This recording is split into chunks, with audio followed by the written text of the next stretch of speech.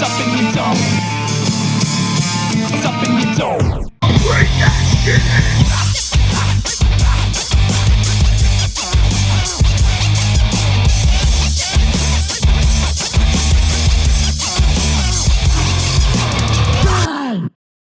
Hello, welcome to Digging in the Dome and Stinko de Mayo. Oh, God. This whole episode is going to be dedicated to Stinko de Mayo, and I could not be happier. Joy to the world. What a month it's been. We've been on hiatus. Yes, we've took a little bit of a break for reasons that will be disclosed at a later date. But it was, we were, it's good to take a couple of, what is it? Distance makes the heart grow fonder. So absence makes the heart grow fonder. And distance as well. Yes. It's both. Whatever Distance, you say. It is. Look it up, fuckface. Absence from your distance. All right, well. Or distant from your absence. Which were absence from Earth. Fuck you. All right, wait a minute. Just because I'm now paranoid. Yeah, it's been a while. It's been a while. Uh-huh. Recording. Uh-huh. Don't you dare fuck me. All right, recording. Good. That's what Colleen says. All right, so first, before we get into the Stinko de Mayo extravaganza, which is the seating term, this is a very, very important episode because this is going to set the basis. Yeah, set it up. So, but first, I'm going to talk to you guys about the episode we recorded long ago. Oh yeah, and so there was again lots of stuff going on. We took a little bit of a break. Yeah, and it was. Yeah, it was funny too because on that episode we had actually made fun of the fact that it was going to come out we always make fun of the fact that it takes a while. It takes forever to get shit out. Yeah, because we do it all ourselves. Yes. So. Yeah, unfortunately. It's just funny that it took probably longer than any one of our episodes. Not even close. So the reason was I had one of the reasons. Yeah, one of the reasons was I was for whatever reason Premiere, Adobe Premiere, which is what I use to do the peel back the curtain, prepare to fall asleep. I was giving reasoning. So the software that I use, they updated it, and for whatever happened, it didn't mesh well with the Mac operating system. So for 3 or 4 straight days of trying to edit this fucking thing, what would happen is it would get to a certain part and then it would go, I got. It would just skip, right? Right. So are you sure it wasn't me? Just no, yeah. You're having a stroke. Brain hemorrhage. Kevin's like, no, Kevin was not having a stroke. But it would skip. So then so long story made short, the number of versions of this episode and the amount of time I created 42 source files. Oh, lovely. Yeah. 42 different versions and pieced of this. it all together. And pieced it. Literally, it was like stitching it together. Is it going to jump ahead? No. I made sure that it looked okay. A beard and then be clean shaven in the next clip. Completely different clothes. Well, you will be happy to know this, that one file got corrupted. Oh, nice. And that file was the video of me during the draft. So you're going to get puppet version of Chris, animated puppet Chris nice. for the spoof parody draft. So enjoy that. Yeah, and my head's chopped off at the top too, which will also. And I'm just standing there like this. It is ridiculous, yes. And it's perfect for this fucking show because this is exactly what should have happened. I know we talked about it before, and we are working on having some more hands-off, divvying this out to somebody else. Yes. To do in a professional manner. And we are, in fact, in touch with a studio. We are, in fact, touring a studio this weekend. Yes. So this is going to get some professional touches. Not that Chris hasn't done an amazing job to do all this editing and parent and work and do everything else in life. Yeah.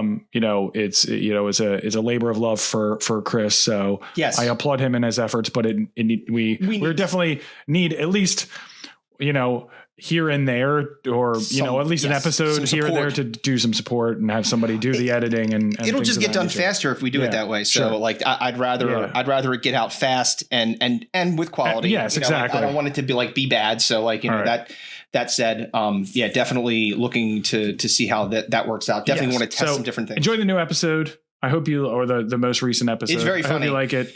It took a month to come out. when you invest in something, you put that much effort into it. We've invested $0. The one thing you get what you pay for, damn it. The one thing I couldn't get because I didn't realize it was that long. Do you know the my penis? Definitely not that. Remember the Middle Township intro? Oh, dude, yeah. It was over an hour long. I was like trying to download it. Why is it taking forever? Just like the opening. Yeah. I probably should have tried to like just record it off. Nobody wants to watch a 50-minute clip of our 1997 boys champions basketball. Junie Shelton take layups. There you go.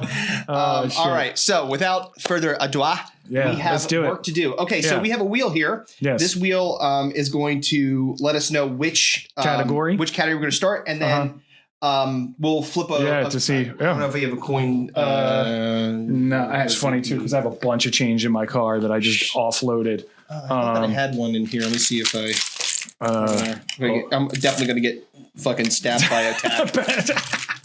God damn it! I thought we had a quan in here somewhere. I'm sure one of your rotten kids. Stuff. Oh, there it is. Oh, all right. I don't take it back. How dare you besmirch my child? Your child's? Yes. All right. So do you want to? I'll let you spin. Okay. Give it a spinaroo. All right. Come on. TV? All right, TV. All right. Ready? I'll flip it. You call it? Heads. It is heads. Yes. You get the first pick in TV. All right. Boy, is there a lot of garbage in the fucking. Yes. Oh, wait. So we should probably. Yeah, we got a break. We got to explain. Yeah. We're like, let's just get ready to see. We're so excited to pick these. Yes. All right. So Stinko de Mayo was born. This is our third annual, which is crazy to me. I know. This is the third time we're doing this. So Chris. This was born from the brain of Chris when we kind of first started we'd only been doing the podcast for a month or so at this point. Yep. And March Madness had been canceled because of COVID in 2020. And along with every other sport that was going on at the time. So we were lamenting the fact that there was no sports to watch. And like, I'm literally betting on Korean baseball on DraftKings. Ping pong. Like, all right, Paul, I got to lose my money somewhere. Why not here? Exactly. So Chris came up with the idea to do a March Madness style bracket, but of the worst things about a certain period of time. Yes. So we did all of the 90s for the first one. Yep. And it turned out to be so much content that we probably should have broken it down into separate sections, which is what we did for the second one, which was we did the was it the late TV? No, it was 2000s, but it was 2000 to 2005 or 2005. Okay. Yep. 2000 to 2005 or 2000 to 2004. Excuse me. Yeah, because it's 5 years. 5 year period. So we are doing the same for this one, except we are doing the late 80s. Cue rock music. 85 to 89. So the four categories, or the four regions, as it were, since it's a March Madness style, is movies, TV, music, and fads trends. Yeah. So Chris came up with this. It was very well received. It takes a lot of time for us to do it. Yeah. We really, really depend on your participation in the voting process. So we will pick the bracket. It'll be 36 total teams. Yes. So we will be picking in each section oh my God, my math. 8. Yes. There you go. 8 in each. So I carry the 1. 4. It's not 64. We're not trying to fucking beat you. Well, you wanted it to be 64 originally. That's true. Which would have been we would insane. have been here fucking Cinco to next year. The second annual one wasn't decided until June, so it's true. We need to be a little. We'll be on the ball. We're starting early this year. Yes, we didn't start early. Yeah, we started. This will be out before May, April, or before April ends. So everyone will know what it is. Yeah. Then we'll get right into the fucking, it's going to be every single week. The draft will be until we finish it. Stinko de Mayo every single time. Yes, sir. Which makes it and what we'll do is we'll continue to educate you on some of these, particularly since this is the 80s. A lot of people aren't going to know what the shit is. What the fuck? Why should we be talking about the 1800s? You're like, some of you haven't horse and buggy. Some of you haven't been born at this point. Also, some of this, I tried to be, before we were picking TV shows that were like nobody, like it was like 2 episodes and it was gone and nobody ever heard of it. And it was more relevant. You tried to be a little bit more relevant with some of this stuff that you would know that was popular, but like we've said before, popularity doesn't preclude it being terrible because you look back retrospectively like why? Oh God, why was it popular? Yeah. And I would say that TV beyond the other 3 categories, for whatever reason, seems to be the one where people are like, what the I fuck don't is remember this? that. And maybe it's just because the multitude of content, people remember like these, like bad music sticks in people's heads, bad movies stick in people's heads. And then, you remember for TV, for some reason, you remember the good stuff, not the bad stuff, because you only have so much time to consume it. Yeah. So you remember that you're not going to miss Cheers. You know, that's the time period we're in. Cheers was like the #1 show during the late 80s. Right. So you're not missing that. No. But you may have missed what is my first pick. Oh, so I'm going to go right into it. Go ahead, brother.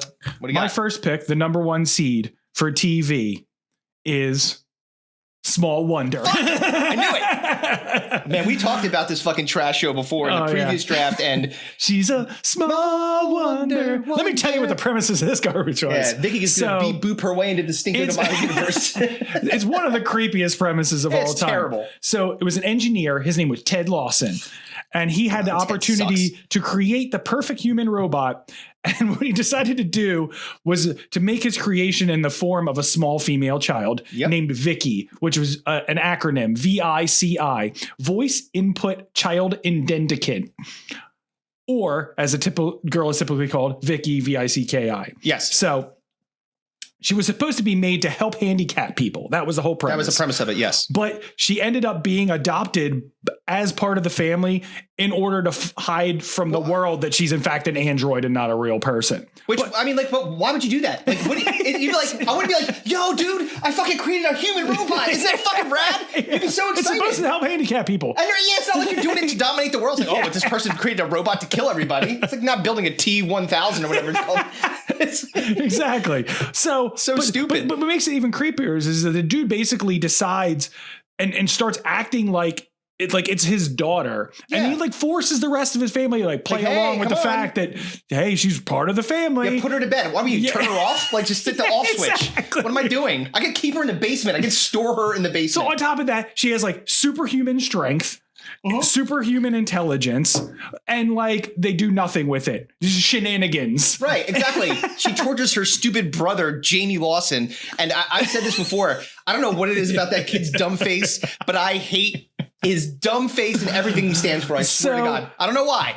It was on for 4 years. Yeah. Right? So the girl that played the robot, Vicky, grows up during that time. So obviously. How do you explain it's a robot. That one? They said she was getting upgrades.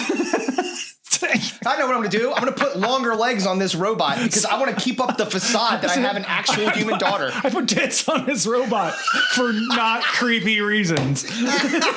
Yeah, I'm not fucking the robot daughter. What are you talking about? We know what Ted was up to. That's what the Small Wonder was. We wonder what the fuck you're doing with that. Yeah, he was taking his Small Wonder and putting it into her input. I had to pick it #1. It was a really good pick, dude, and it was definitely high on my list. All right, so you're up for #2, and we're gonna go back and forth. We're not gonna snake draft this sucker. We're going back and forth. No. All right. So there's a lot of bad here. But I'm going to pick.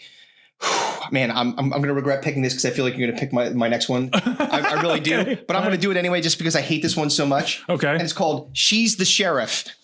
It's Suzanne Summers John. And if you remember Suzanne Summers. Oh, yeah. Oh, my God. She's the sheriff. Summers? Oh, yeah. Suzanne Summers was Three's Company. And you know who would make an awesome cop? Chrissy from Three's Company.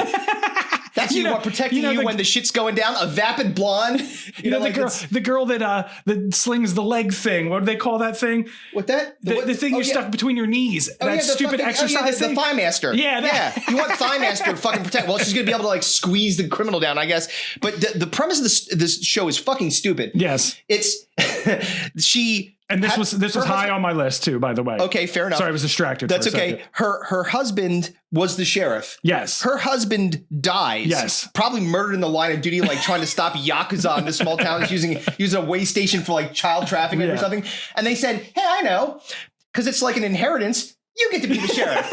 Wait, what? No voting. No training, no nothing. You're just the sheriff now. Yeah. Here's your badge. Yeah. Call us if you need us. It is the dumbest premise ever. Yeah. She's the sheriff because that's how it works. Yeah. I just get to like no one gets. Like you said, no elected officials. You don't think the mayor's gonna? Did the mayor do this? Who decided? Like, and then there's the deputy who's like super angry that he didn't get the job, and he should be.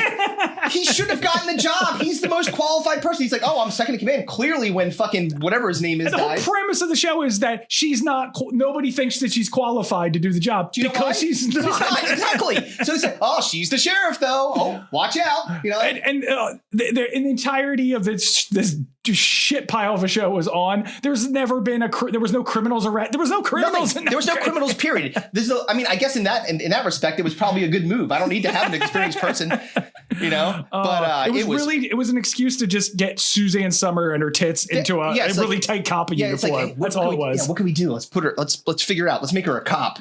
We need to swing this Three's Company popularity. Yeah, dude, it's terrible. The only thing is as ridiculous as Banshee. The premise of Banshee. Banshee, yes. So it was like, well, nobody will notice if I take over for the new sheriff that just got shot in this bar. Right, I'll take over and I'll fuck the town. Exactly. I'm gonna fuck everybody, everything, dude. That show rules. Yeah, I know he does. Fucking Highlander. Not Highlander. Not Highlander. Homelander.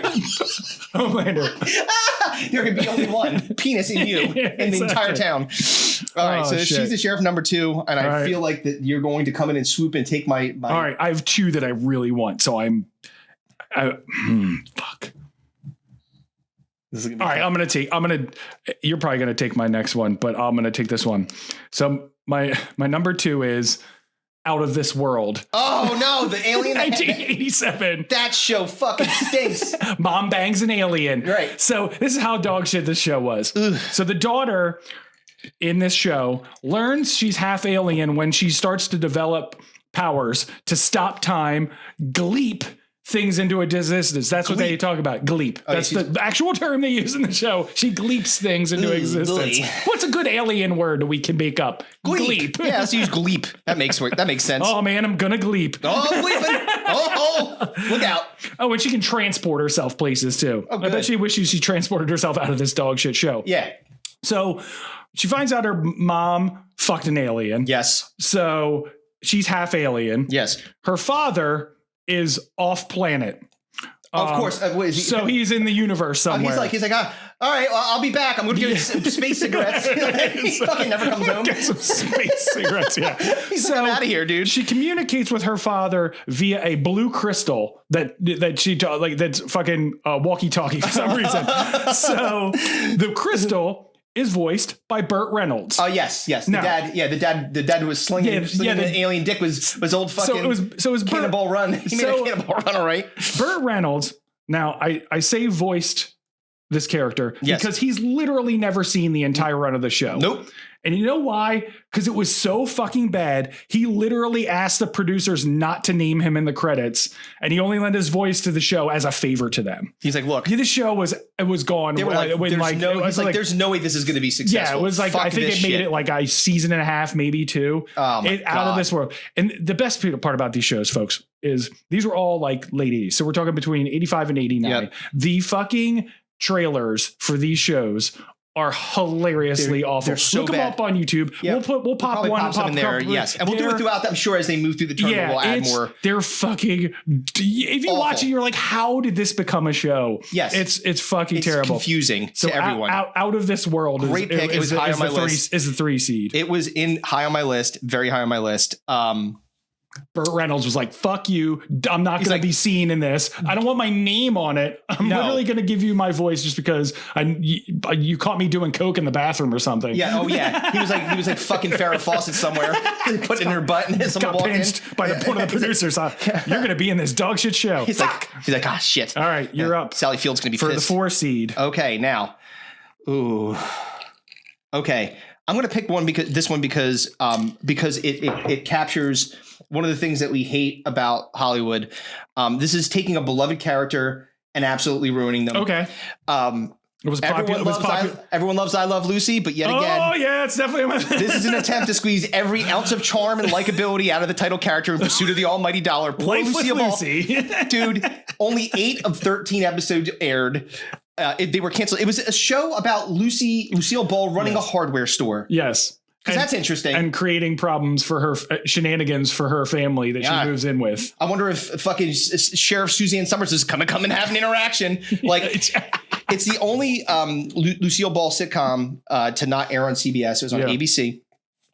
8 out of 13. It went from September 20th to November 15th, 1986. And that was fucking it. So one of the hallmarks here of a good Stinko de Mayo pick is they realized their horrid mistake pretty quick. And they were like, we got to pull the plug on this thing. We got to burn these things to the ground. Erase it. I hate Lucy.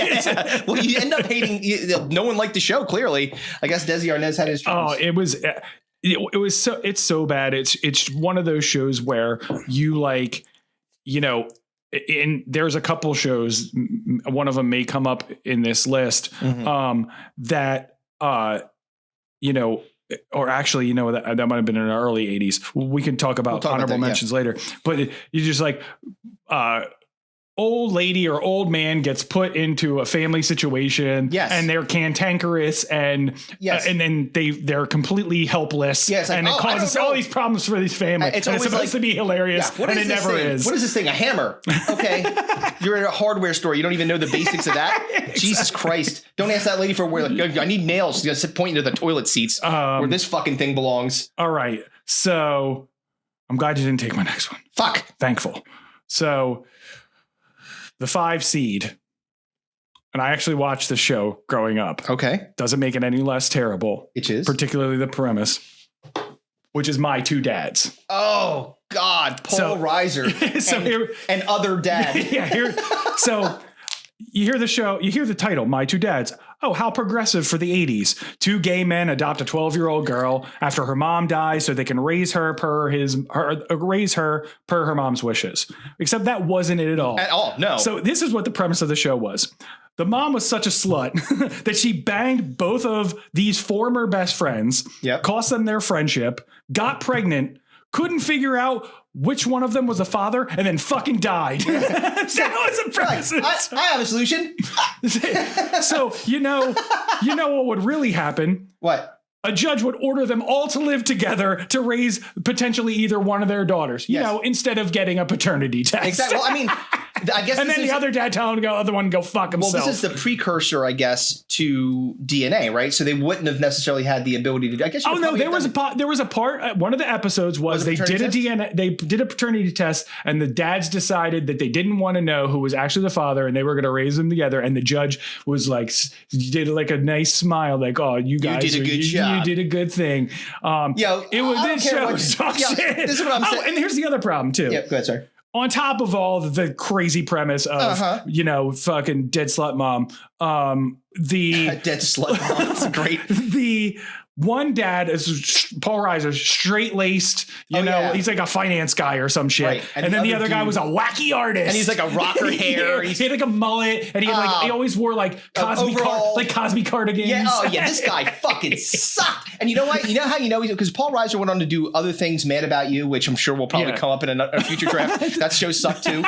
And a bunch of other things, right? Including Alien. No, Alien was before this. I apologize. He was an alien, and that's probably how he landed this dog shit show. But it made all three. It made 3 seasons. These two dads were definitely fucking each other. I don't care what anyone says. Well, that should have been the premise. It should have been. It would have been better. I know. And they were like, ew, gay. Let's make them hetero, but they live together. Yeah, and we'll never find out who the daughter is. And the daughter's probably like... Because we're scared of gay, because AIDS in the 80s was like... Oh, yeah. So exactly. They couldn't touch that. Oh, yeah, if you want to be real, like make them get progressively thinner. Like, Dad's got pneumonia again. Oh, no. Oh, rats. Oh, okay. Shit. All right, so let's go ahead. The number 1 seed is Small Wonder. The number 2 seed is She's the Sheriff. Yep. The number 3 seed is Out of This World. The number 4 seed is Life with Lucy. The number 5 seed is My Two Dads. So you're on for the number 6. There's a lot of bad here. I hope one of us is writing this down. We're recording it. So I can probably go back and listen. Yeah, you have to go through all that. Yes. All right, whatever. Well, I'd be the benefit of a producer as well to have them take notes. All right. So, okay, now this one, and I have to take it because it was, and I will say this. It did have commercial success for a period of time. Right. But the number 6 seed is Charles in Charge. Oh, Oh yeah, of our days and our nights. This one started and stopped, and then started again right in the middle of our target year, so it definitely fits into the time period. I love the premise. This is another amazing premise. I know. Let's get a horny college student to watch our young daughter, our young hot daughter and son. And let's make sure that we allow him to bring his buddy over, who definitely doesn't look like a pedo. His name is Charles Salamander. That was his fucking name. What was the friend's name? It was like Buddy. Yeah, Buddy. Willie Ames. Which I guess Charles Scott Baio and Willie Ames just zapped wasn't enough, so they needed to continue the success train by having Charles in charge of fucking Nicole Eggert for real. Yeah, that's what. That's the other part of this, and this makes it a great pick, and I think it's going to give it steam, is because the premise and all that shit is just ridiculous and stupid, and it was a dumb show, and it only lasted for a little bit. It was like canceled early, and then it came back, and it was for somewhat popular. Yeah, for like 2 or 3 years, and then it was Gonski. But this was not necessarily life imitating art, I guess, but apparently Charles Scott Baio was a real piece of shit. Yeah, like Nicole Eggert continues to to be. Oh yeah, but Nicole Eggert came out. He like fucked her when she was like 16 or 17 or something. He was doing things to the Daniel, whatever his name is, the kid that played the little guy. The boy. Apparently he was tortured him, like farted in his face. Like there's a video of like this poor kid, like now older, talking about the trauma that Scott Baio thrust upon him. It's really, really hard not to laugh hysterically at it because it's very funny. Yeah, Scott Baio is a piece of shit. Yeah, and that's why Charles in Charge is making its way into Stinko de Mayo. All right, so that's a 6. I like it. You got 2 definitely more on my list. All right.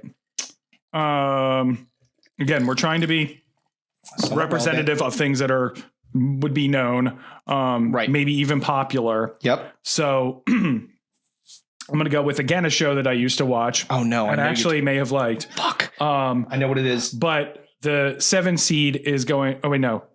Yeah, 7th. Yeah. So I only have 1 pick left. This is it? Oh, fuck. All right. Are you sure you want to take it? Yeah. All right. So damn it. My number 7 seed is Valerie / Valerie's Family / The Hogan Family, 1986. So a show is good when it gets renamed 3 times. Yeah, exactly. Hey, this isn't working. Let's change it. So the show had a run. I think it made it 6 seasons. Yeah. The interesting too, by the way. The interesting part about it is that it was just a complete shit show all around. So the show started out, it was called Valerie. Yep. It was named after the actress Valerie Harper. I thought it was Valerie Bertinelli, no? No, Valerie Harper. Valerie Harper's the actress's name. Yes. Okay. So it was originally starring Valerie Harper in the role as the mother trying to juggle her career with raising 3 sons with an absent airline pilot. Right. So what happened was there was all these behind the scenes shit going on, contract disputes. Her husband at the time was the co-producer. Right. They were always arguing. They were arguing with the studios, all this shit going on behind the scenes. So they literally in like 3 episodes, like 2 or 3 episodes into the 2nd season, just killed her off. Yep. She was in a car accident. Right. And then they like sewed it together. They called the show Valerie's Family. Right. That was the second name of the show. Of it, yes. So gangster move by the movie studio to leave her name on it. They're like, you're dead now. Yeah. We've killed you. Yes. And now we're going to replace you with Sandy Duncan. Yes. Good old Sandy Duncan. So Sandy Duncan joins the cast as Valerie's sister-in-law and the boy's aunt. And then the series is ultimately renamed The Hogan Family. Hogan Family, yes. It was all haphazardly pieced together. None of it really made sense. It was just like it was like things skipped forward in time. And they were like, okay, we'll kill her off, and then we'll make the premise of the show about dealing with the grief and all that stuff of that. Yep. And there were some characters in it that were funny and stuff like that, but it was just a total just mishmash of just nonsense. Yeah. It didn't really so have a much plot. So that Valerie Harper actually sued the studio for wrongful termination and eventually won the settlement against the studio for $1.4 million. Good for her. But it was not a good show. It was it was one of those shows where they should have just canceled it once shit fell apart. Yeah, after the I fucking Life with Lucy it. Like, you know what? This is not gonna work we got to keep this going because they were riding that Jason Bateman hot streak. Oh yeah. Yeah, he might be coming up later. I'm sure he will. Yeah. All right, so that's the Valerie's family / the Hogan pick, family. Definitely on my list. But I'll tell you what, the one that I really wanted is still here, and it's seed. There's by the way, we'll go through some honorable mentions too, but this one I just really disliked. Again, for a very similar reason that we were talking about, like, you know, shows that they're just trying to, like, the one that you just talked about, they're just trying to squeeze whatever they can out of it, right? Even if it's not successful. Sometimes they take a movie, and we've talked about this before in previous drafts, where they take a movie and say, let's make a TV show out of this. And most of the time, it's a terrible, terrible idea. But hey, look, you know, we need to see more out of the main character, Hunt Stevenson, an American liaison to a Japanese motor company. Oh no! Ladies and gentlemen, gung ho. Swap out Keaton for a Bakula. Keep that Japanese dude in there, and you get a grand total of 9 episodes to be unsuccessful. Gung-ho, I guarantee you, if list. Scott Bakula could actually quantum leap, he would go back to himself and say, no, I'm not doing this. Fuck that. Yep. And, Gung Ho fucking sucked. Was the Asian guy in Gung Ho who, you know, of course, basically the premise of Gung Ho was that a Japanese company takes over an American staple motor company. Yes. Which, you know, will be super popular in America in the 80s. Yeah. You know, the Japanese taking over an American car company. Yeah. A little too close to home. Was the Asian guy... Was he Long Duck Dong from, was it the same actor that played Long Duck Dong in, yes, he is from 16 Candles. He was in that. He was in a lot of those kinds of movies. He was in the movie Volunteers, which I think had maybe Bill Murray in it. UHF, the Weird Al Yankovic John. Yeah. He was in Gremlins too. Like he's been in a lot of movies. He was the stereotypical Asian actor. He's still working. He's still fucking doing it. So good for him. Good on him. But so let's run it down real quick. Watanabe. Kenny Watanabe. Yeah. All right. So number 1 seed, Small Wonder. Number 2 seed, She's the Sheriff. Number 3 seed, Out of This World. Mm-hmm. Number 4 seed, was Life with Lucy. Mm-hmm. Number 5 seed, My Two Dads. Number 6 seed was Charles in Charge. Mm-hmm. Number 7 was Valerie's family / the Hogan family. And number 8 was the Gung Ho TV remake. Oof. All right. So honorable mentions real quick. All right, go ahead. So the first one I had here, and the one that I was going to take over Valerie's family / the Hogan family was The Charmings. The Charmings. Do you know what The Charmings was? No, I didn't. I don't know. I think I might have missed that one in my research. So the Charmings doesn't sound very charming. So The Charmings, the premise of The Charmings was Snow White and Prince Charming awakened from a 1,000-year spell. Oh, he slept too? I thought it was just her. What happened? They like an STD. They wake up basically in like the LA suburbs, right? And the whole premise of the show is like they move in with this family, and are they wearing like fucking? Oh yeah, like of course they are, because they wouldn't get normal clothes. They're gonna walk around like a bunch of fucking LARPers, assholes. Are you serious? Like a bunch of cosplayers. Yeah, exactly. So makes sense. It was and it was just basically like them learning how to do all kinds of modern stuff. Like this? Snow White goes to get a driver's license, right. You know, like dumbass shit like that. Oh God, dude, it was fucking terrible. Dude. It made it. I don't even think it made it a full season. Dude, to be that would completely be great honest. if like I'm sorry, it made it one season, and then like second season. It barely made it in. Yeah. Dude, you know what would be awesome is if like it's just Snow White chasing down midgets. Like, come back, Sleepy. Come back. It's like, stop fucking with me, asshole. Yeah, they're all grumpy. What'd you have for honorable mention? I had Hardball. Oh yeah, yeah. Fucking the basically they were like, you know, the bad guy from Kindergarten Cop, bad guy from Kindergarten Cop, and the old guy from Beverly Hills Cop. Exactly. You know what I want? More Beverly Hills Cop and Kindergarten Cop.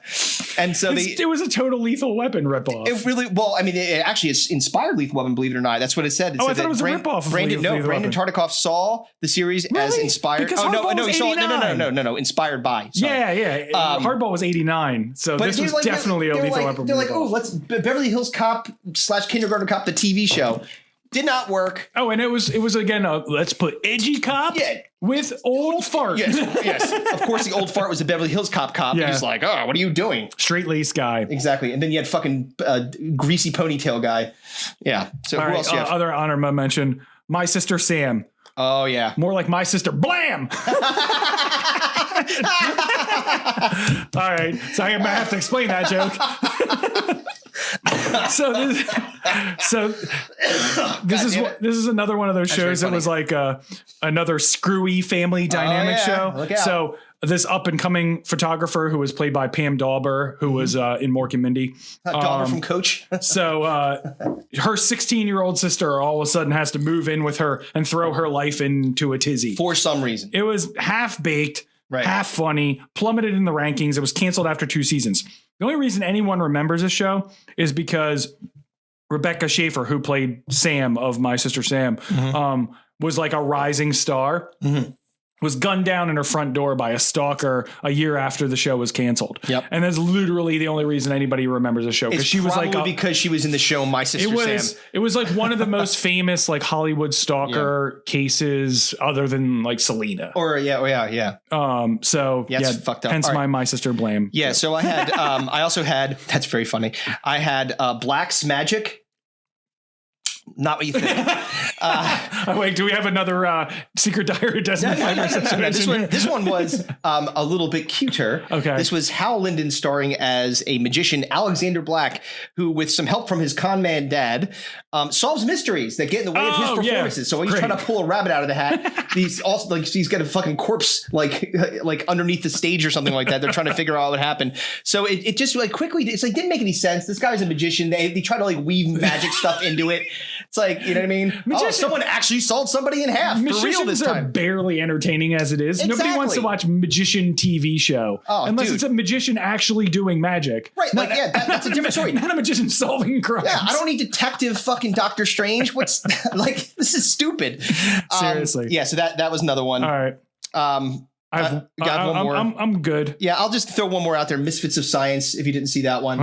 Yeah, that's a series based on this is before like Marvel actually got their shit together and did something real, but it was a series about superpowered humans and their madcap adventures. The team was basically formed by this doctor who worked at a company called Humanidine, because wow, how creative. Humanidine. Yeah, and they had, so of course we had the two super, or there was 3 super people. The shrinking Dr. Elvin L. Lincoln, and Johnny Bukowski, a rock and roll musician who was electrically powered. So I guess he just plugs his amp into his ear or something like that. And then Gloria Donallo, a telekinetic teenager. So again, zapped, but with Gloria Donallo, whoever the fuck that is. So there you go. Oh God. Lots of trash. Yes. Okay. So. All right. So spin. You're again. Spinning. All right. Wait a minute. Let's just. You're spinning and I'm flipping. Spin in a second. To make sure. Chris has PTSD. I do. I don't want to be a puppet again with no head or half a head. All right, good. All right, so it's my turn to spin. Here we go. Yes, ma'am. Ma'am? Fuck you.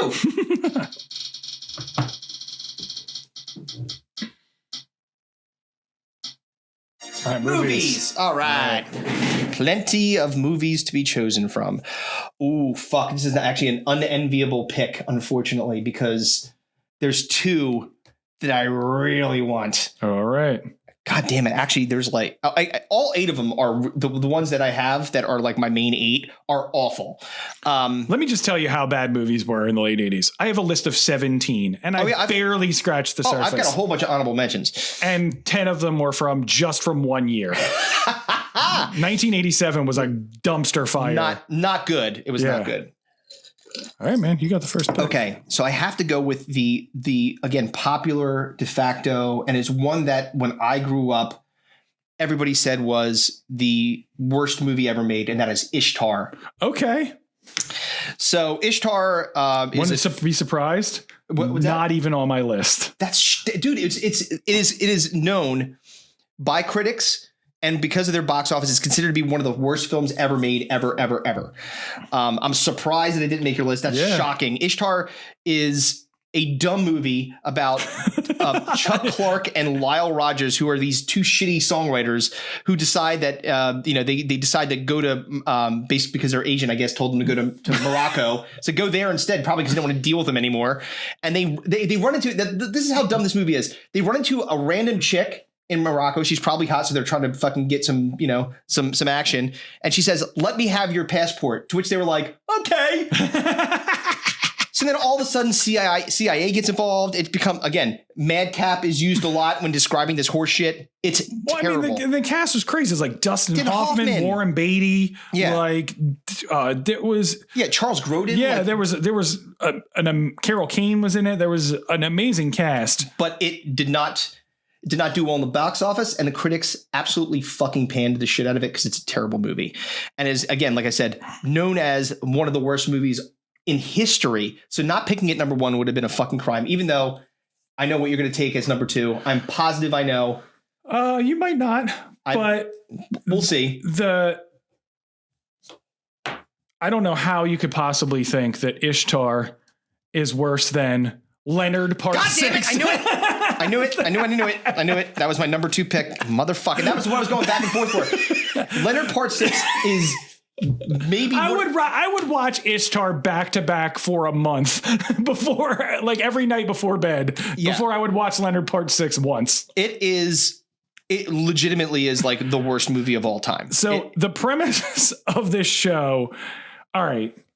So it's Bill Cosby. So right there. All right. Yep. Number one. Already a problem. Now, and mind you, this was when he was at his absolute most famous. Like, this is like in the heyday of Cosby Show, or like in the very beginning of the Cosby Show when he was getting, and he's a famous comedian, like revered. Like, this was a poor choice for old Bill at the time. Yeah, it's crazy. It doesn't make any sense. So first of all, there was no Leonard Part 1 through 5. Yeah, so they just called it Part 6. They actually opened the movie, but with like his butler saying that there's no parts 1 through 5 because they've been locked away for interests of world security. So the premise is that Bill should have been locked away for world security, women's security. Yeah, exactly. Jesus. So Leonard Parker, he's a former CIA agent. He's called back into action. Ready for this? When he hears that Medusa Johnson, an evil vegetarian, is attempting to brainwash animals into killing humans. That is the premise of this movie. Right. And by the way, there's a point in this movie where he's like got like an ostrich. Oh, he's riding an ostrich. Oh, yeah. Or he's riding an ostrich. He's riding an ostrich. Yeah, he was riding it. I remember that. He also, just for clarity, because I mean, like, let's make sure that we're getting all the facts out here about Leonard Parker. He was an ex-spy CIA agent and now a restaurateur. So obviously, people pushing vegetables or animals now attacking humans would be really bad for business. So he's thinking about the bottom line, folks. So he comes out of retirement and on top of that, of course, he's dealing with domestic issues. Oh, of course, yes. Yeah, his daughter is engaged to an older man. Yeah, like it was so bad that Bill Cosby told people not to go see it. Yeah. Like he warned people not to see it. It's because funny. It was so fucking bad. It is so funny when you're like on your promotional tour and you're like, so why should people go see this movie? They shouldn't. It is often called one of the worst films of all time. It was awarded the award for worst picture of 1987. Oh, yes. Again, the year that was the dumpster fire. Yeah, there's a lot of bad there.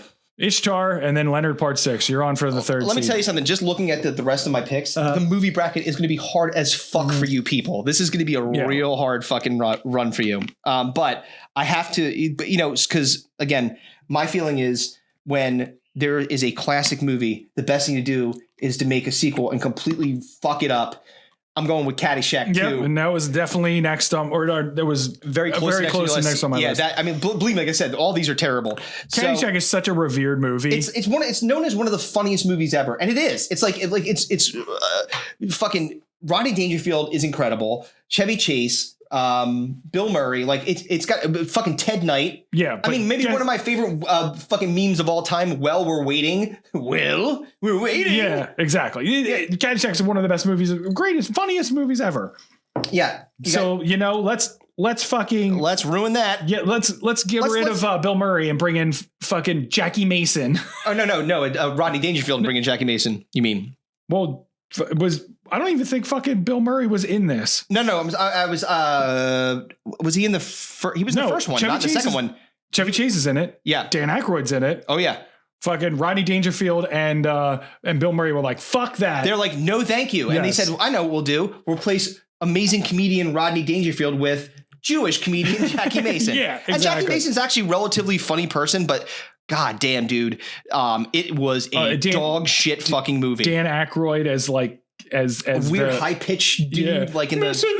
Esterhaus. It's so goddamn bad. One of the, it was so unfunny, unoriginal.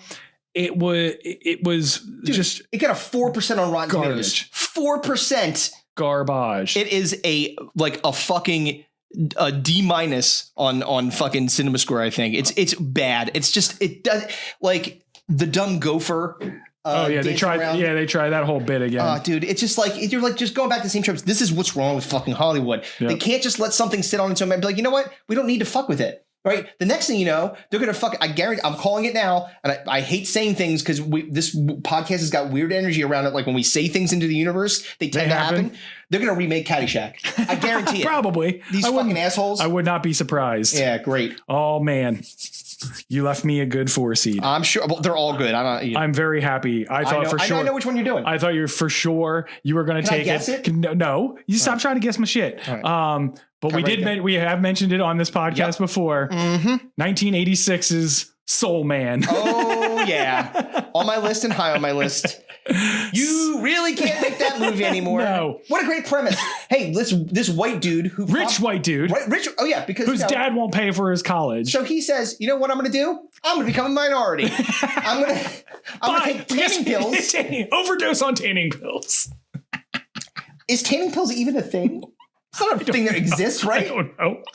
I can guarantee. Can we Google this? I'm Googling. Are tanning pills a real thing? I don't think they're a real thing. So he overdoses on tanning pills in order to become a black guy and basically steals a scholarship away from... It exists. Tanning pills are a real thing. So he steals a scholarship away from Ray Don Chong and any number of other actual minorities that would have gotten that scholarship. People that don't have like millions of dollars that could have gotten it. Just somebody turned to crime because he fucking took tanning pills and got into Howard University or wherever the fuck he was going. So he goes and experiences all of the, things that minorities experience when it comes to discrimination, all while falling in love with Ray Don Chong, who he stole the fucking scholarship from. Yeah. One of the most fucked up fucked up movies this ever. Movie should be called Appropriation Man. Oh yeah. It's just culturally appropriating. There's a scene where the white girl wants to specifically like fuck the black guy. Oh, yeah. There's the dinner scene where they all see the racial stereotypes in him, like fucking Leslie Nielsen. Oh yeah, sees like the fucking pimp, like eating watermelon, and chicken. Yeah, oh dude, it is such a fucked up movie. Can I tell you a very? And it's fucking terrible. On top of that, it's ridiculous. So. Here's a very interesting thing. This just shows you that some people still have good judgment in this world. Anthony Michael Hall, yes. Tim Robbins, yes. Anthony Edwards, Val Kilmer, and John Cusack were all offered the role of Soul Man. And they were they were like, no. C. Thomas Howell did it, and it ruined his career for like decades. Yeah. Yep. Soul Man, great pick. Thank you. That's going to be hard to beat. That's a tough 4 seed right there. God damn. All right. Ooh boy, you're going up against Soul Man with this pick. Well, I feel pretty good about it. Oh wait, hold on. I don't know how this. Wait. So let's just go back through. All right. We have Ishtar. Yes. Leonard Part 6. What was 3? Caddyshack 2. Yes. And now Soul Man. Yes. That's 4. Yeah, 4 goes against 5, right? I think so. Yeah. Yeah.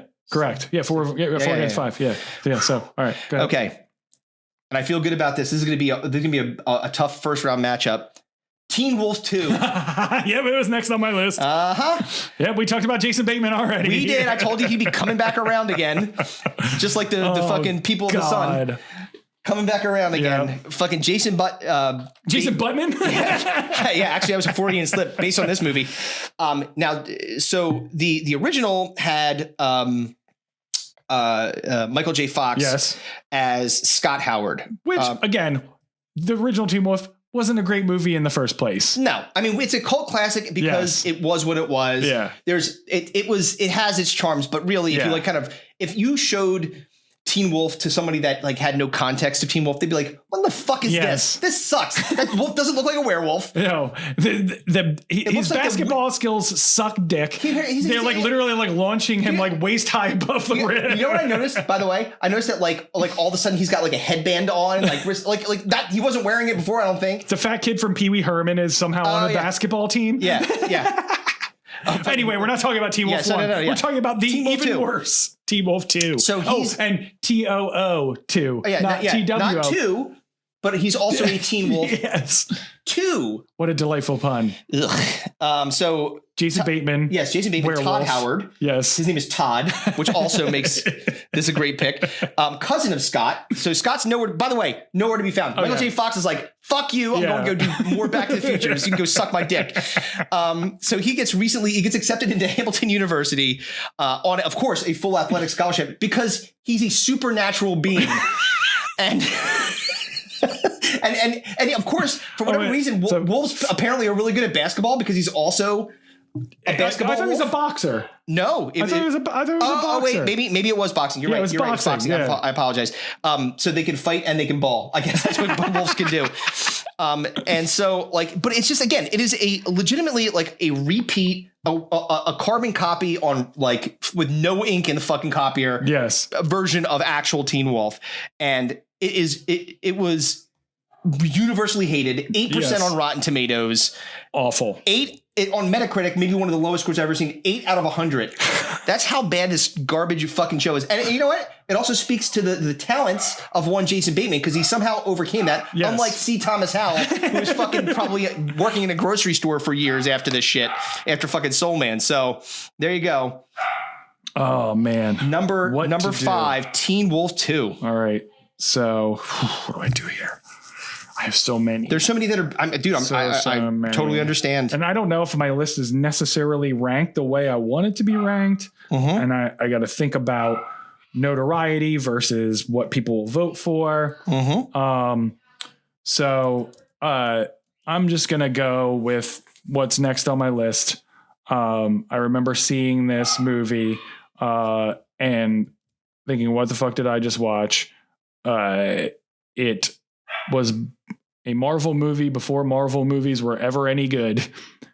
Howard the Duck. Oh, Howard the Duck. So, dude, that movie fucking blows. And you know what the funny thing is, like a beautiful, wonderful Easter egg that was given to us like 2 decades later, maybe 3 decades almost later. Yeah, is in Guardians of the Galaxy. Was it Guardians of the Galaxy? He was with the Collector. Yes, in a tube. So Howard the Duck is based on a comic. Obviously, that's and a Marvel comic at that. So that's why it makes it. But this movie fucking stunk. Oh, dude, it was awful. It's dumb. No one understood what the fuck was going on. It wasn't exactly a popular comic to begin with. It was like they tried to make a movie off of this like really obscure comic in the Marvel world. It was like they were trying at the time, like Superman was really popular. So they were trying to like do all like try to get in on that. But it was a shit pile. Yeah. It was like there was no center to the movie. Nobody liked the Duck. He was supposed to be like a wisecracking, like he looked like an asshole in a red suit. Yeah. And then somehow he scores Leah Thompson, who's like a guitar player. I don't know, man. It was a monumental waste of time. And I'll pop a picture up. And then Duck Tits. Do you remember Duck Tits? Oh, Duck Tits. Oh, they showed Duck Tits in this movie. So, I mean, if there's one redeeming quality of this, you get to see the tits of a duck. It's so outlandish. It was nominated for 7 Razzies, won 4 of them. It was a trash movie. It didn't make any sense. Movie. The plot didn't make any sense. He lived on Duck World because, of course, we can't figure out another fucking. We can't think of something else like fucking like Maladonia or something like that. Can't we figure out something? But it's basically the tale of him trying to get back home and dark overlords and blah blah blah. Yeah, it's somehow not a duck's gonna stop fucking Thanos. Great. Yeah, exactly. This is so dumb. It's gonna get cooked. All right, you're on for the 7th seed. Oh boy, fuck. Okay, I got to go with it because I really, really hate this movie. Okay. And you just mentioned it a second ago. Superman 4, The Quest for Peace. Oh, God, yeah, definitely on my list. This Again, movie, 1987, dude. I don't know what the fuck people were doing. I guess they ran out of good Coke. And so... Leonard Part 6, 1987. Teen Wolf 2, 1987. And now Superman Quest for Peace, 1987. So, Superman has to fight... So Lex Luthor. Yes. This is the fourth Superman. This is the fourth Superman. Like they were like, how much more can we squeeze? Again, like I said, they're going to squeeze it out until there's no squeeze every penny, every fucking dollar out of this thing. So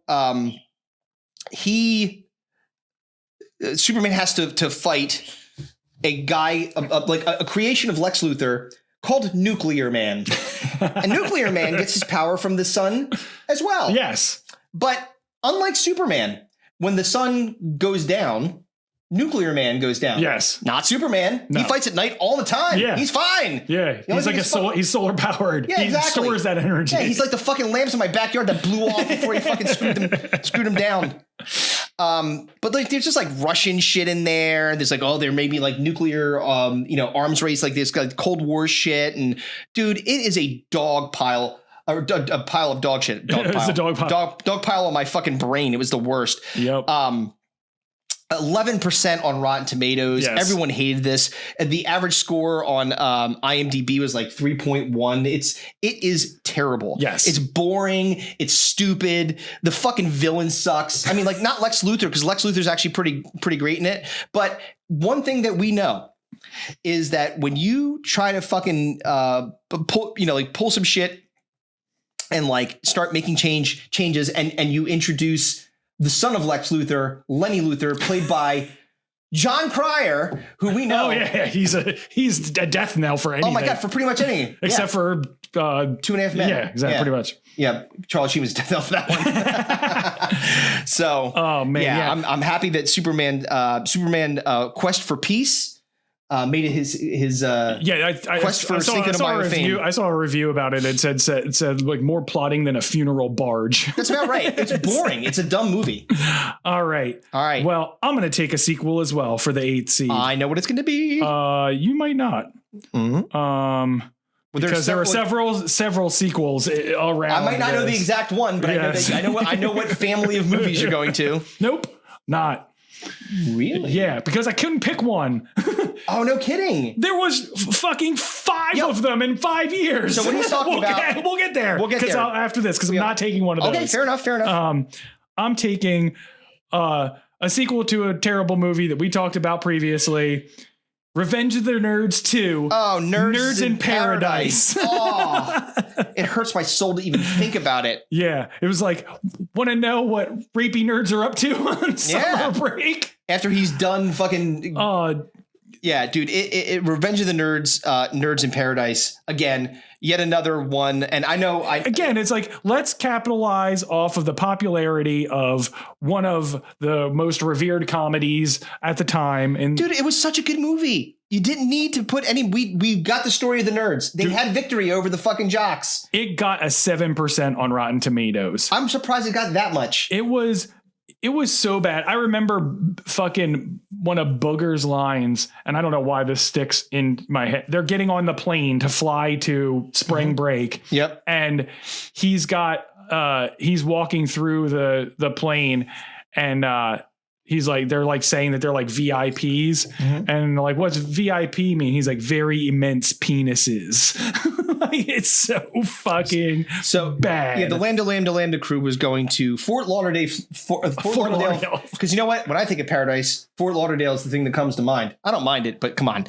Of course, they do another rap song in it because, the rap song was the popular part. The do do do do do do do do. Yeah. Yes. Yeah, it's terrible, dude. It's basically they just tried to remake the movie on fucking spring break. It's like it's fucking awful. These guys have already made it into the fraternity, okay? And the plot is that they go to this this and it's all burping and farting jokes. It's all dumb shit. Yeah, but they're basically saying, now this is the stupid part of it. Well, there's lots of stupid parts, but this is one of the many stupid parts of it. The premise of the movie is that they're introducing this thing called Proposition 15. Proposition 15 would require physical as well as academic standards to be met by all members of the conference. Didn't they just win the Olympics against the jocks? Yeah. They fucking won. Yeah, exactly. The javelin was fucking won.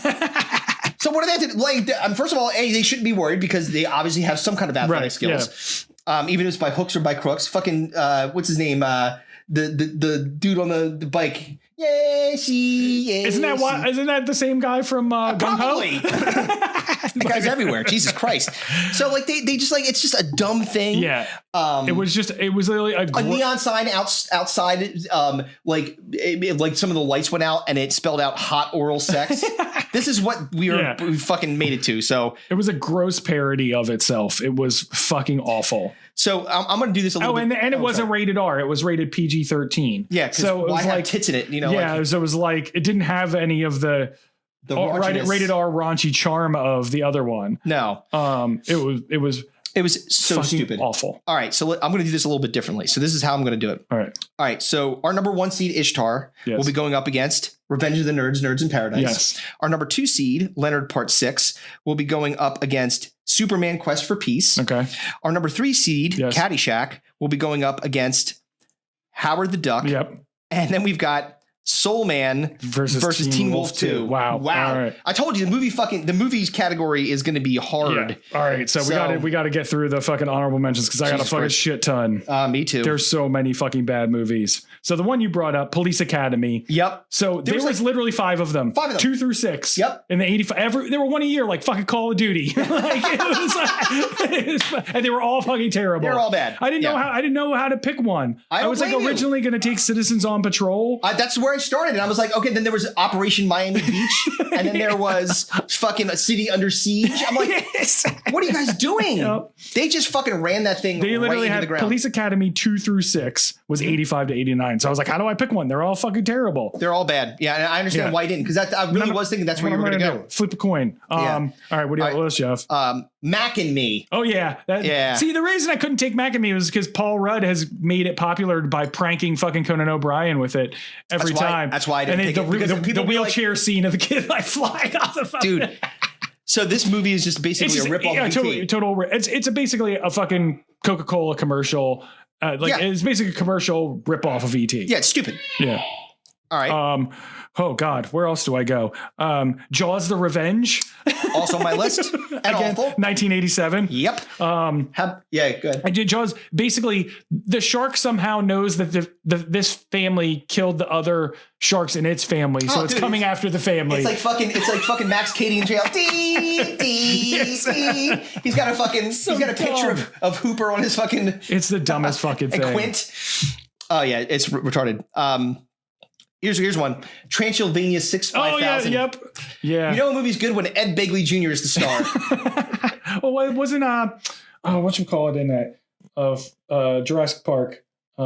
Sam Neill? No, Goldblum? Yeah, Jeff Goldblum was in that too. And I love Jeff Goldblum, but man, it was not a good choice. It was basically they tried to make like the next Dr. Frank or what was the Gene Wilder one? My brain doesn't work. Young Frankenstein? They basically tried to make a vampire version of Young Frankenstein. It did not work. It was totally fucking awful. Terrible. The Garbage Pail Kids movie. Oh yeah, on my list as well. One of the worst movies ever. Yes. They basically try that. Garbage Pail Kids were fucking hot at the time. Let's make a movie out of that. So fucking dumb. So Cabbage Patch Kids was Garbage Pail Kids were a gross spinoff of Cabbage Patch Kids. So let's make a movie out of that. So dumb. Fucking terrible. What else you got? Because I got more. So do I. We gotta motor through these. All right. I did have Once Bitten, which is also a Jim Carrey movie. Yep. It's like one of his first movies. Yep. He's fucking stupid. Yeah. Like they made him look like a vampire by making him pale and have it slicking his hair back because that's what vampires look like.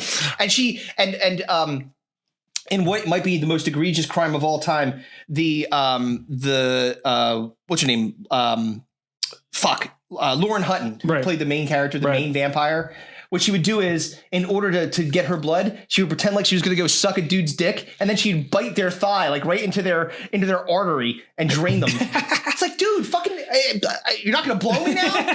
I'm going to die instead? This is bullshit. Oh, man. Over the top. Oh, yeah. Again, 1987. Fucking arm wrestling truckers starring Sly Stallone. Yeah. What else could you possibly want? Yeah. What a dog shit movie. I mean, it's again, a cult classic. Right. That's just a way of saying that movie was shitty. Yeah. Hey, you know what people want to see movies about? Arm wrestling. Yeah. Nobody wants to see that. Name one other one. Yeah. I challenge you. One. There's none. They don't exist. No one fucking cares about that. Because after that movie was like, no, we're not doing this anymore. And I understand that. Anything else? Yeah, I got a couple, but Under the Cherry Moon. Never heard of it. It's for a good reason. It was so Prince did Purple Rain. He's like, yeah, let me do a follow up. Under the Cherry Moon. Everyone was like, no, go back to making music, asshole. Oh, man. Mannequin. Oh, yeah. Andrew McCarthy. Yeah, Andrew McCarthy. And Kim Cattrall. Again, very prominent actors in their time. Yep. But let's make a fucking a mannequin that comes to life so Andrew McCarthy can fuck it. Exactly.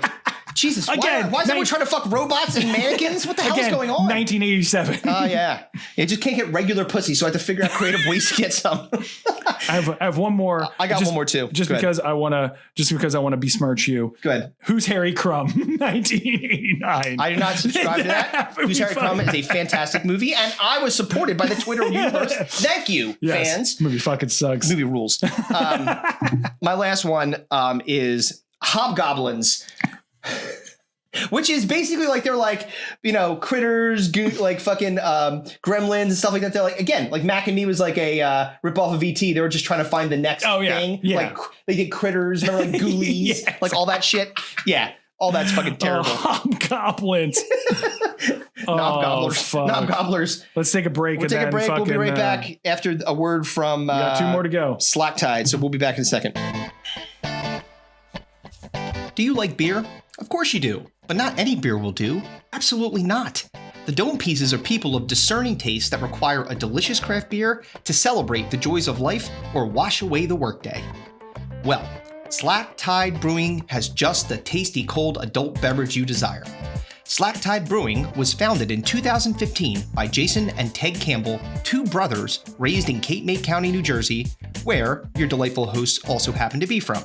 And their philosophy is simple. Create a diverse, high-quality line of beers made with all-natural ingredients, sourced locally whenever possible. And to make Slack Tide Brewing a destination in Cape May County where locals feel at home and visitors look forward to returning. Their beers have won multiple awards from the New York International Beer Competition, Philadelphia Brewvitational, GIBC MSC, and the Great American Beer Festival, just to name a few. Not only are their beers available in bars, restaurants, and distributors all across the great state of New Jersey, their beers are now available in the state of Pennsylvania. If you don't see it at your local watering hole, grocery store, or beer distributor, you need to spread the word and tell them that they need to ride the tide. Slack Tide Brewing is currently located at 1072 Route 83 in Claremont, New Jersey, but will soon be breaking ground on a new 9,000 square foot facility on Route 9 in Swainton, New Jersey. Check out their website, slacktidebrewingco.com, and their Facebook and Instagram pages, Slack Tide Beer, for merchandise, current availability, and upcoming releases. And please, make sure to tell them that Digging in the Dome sent you. Slack Tide Brewing. Ride the tide. Must be 21 or older to drink. Please drink responsibly. And we're back. We are back. You heard a commercial? Man. Hopefully from someone who's sponsoring this piece of shit tournament. Just kidding. Yeah, seriously. Yeah, no, seriously. Fucking come on, Slack Tide. This piece of shit podcast or whatever. Yes, whatever. Give us money, God damn it. All right. So I'm spinning. Spin it. Well, there's only 2 categories left. What if it keeps coming up one of the, all right, well, it's not going to. Because that worked. All right, it's fads. Yeah. All right. So fads it is. We're going to start off. And so wait, I had the first pick, right? Yeah. So I get to pick first fads, which means you get fucking music, which sucks balls. Oh, sorry, buddy. All right. So oh boy. There was some bad shit, man. So I could just take fucking nothing but shitty toys and action figures for fucking all the 8 picks, and be totally fine with it. But we got to get some actual fads in here and trends. Yes. So if you would stop being, it's the fun. I don't want to be a puppet anymore. I want to be a real boy. Yeah, fads fucking suck, dude. They're really bad. So one of the worst things about particularly the late 80s. Yes. Was big ass teased hair. Yeah. Fucking high on my list. Very high on my list. Giant hair for men and women. Yep. I had it for both. And like, it's unbelievable. Like teased hair on either sex is not good. No. Like, and we will put pictures of you. If you weren't born in this time or were at least, of a little bit older during the 80s, you cannot fathom how ridiculous this hair looks. It's the worst. It's so bad. Go back and look. If you're in your 20s, go back and look at your mom and dad's fucking yearbook pictures, or look at your husband's or whatever. Anybody that's in their 40s, look at their fucking yearbook picture. It's fucking ridiculous. Anybody that we've gone to weddings for, where they're like putting up a montage of things to embarrass them, those pictures of that hair is definitely in there. Horrendous. It's some of the worst. It doesn't make any sense either. Like, I don't know what the appeal was of getting your hair like higher and wider and like with more like things in there and fucking waves and hairspray. Do you know how inconvenient like a giant head of hair, like it's like Dark Helmet walking around. It's fucking terrible. I don't get the appeal of it. I don't get what and like 80s stuff is coming back. It is. That is not one of the things that's coming back. Everyone's like, fuck that hair. Yeah, exactly. I'll wear fucking, wigwams all day. Big ass hair was fucking terrible. Dumb. Yes. Really bad. And I 100% agree with that. Yes. Number 2. Okay. So I really hate these. I'm glad that you didn't take it. Okay. You know what I think is super hot? What? Girls wearing football pads and nothing else. Shoulder pads. You know what I think isn't hot? Girls who wear blouses that over football pads. I don't want a woman with big shoulders. Usually those shoulders come with a surprise penis. I'm not interested in that. Like they're like the square fucking shoulder pads on, and I'm sure every woman that had to fucking dress in the 80s would agree that. They don't want they don't want to look like they're wearing a fucking zoot suit jacket that fucking like literally like you look like William the Refrigerator Perry. What are you doing? You're fucking awful. And they weren't like subtle. Sometimes you have a jacket, it's got shoulder pads in it. Mm-hmm. They're subtle. No, they were humongous. They were wearing basically what they said is what looks great on men that we want to put on women? Epaulets for fucking admirals. Like the things they wear, like the fucking like frilly things that come around. So fucking bad. It is so terrible, dude. Fucking shoulder pads. Yes. Absolutely worthy of a number 2 pick. Absolutely on my list. All right. We're gonna stick with the fashion theme here. Okay. And that is acid washed jeans. Oh yeah. On my list. What are we thinking, man? I don't know. Let's make these things look slightly less blue. Yeah. And like, but it wasn't like stylish. It wasn't like faded, like here or there, or ripped, or like even like bleached a little bit. Right. No, it looked like what it was called, acid wash. Like if someone poured acid on it and ruined the pants. You would throw them out. You're like, oh, what happened to these? Yeah, it wasn't like look like fucking worn like old West type pants. It wasn't an appealing color of blue either. No. And then it was just like fucking just white pellets all over your fucking jeans. Dude, it's a goddamn disaster. It's the worst. It was awful. I don't know what made people think that was okay at the time. I don't get it.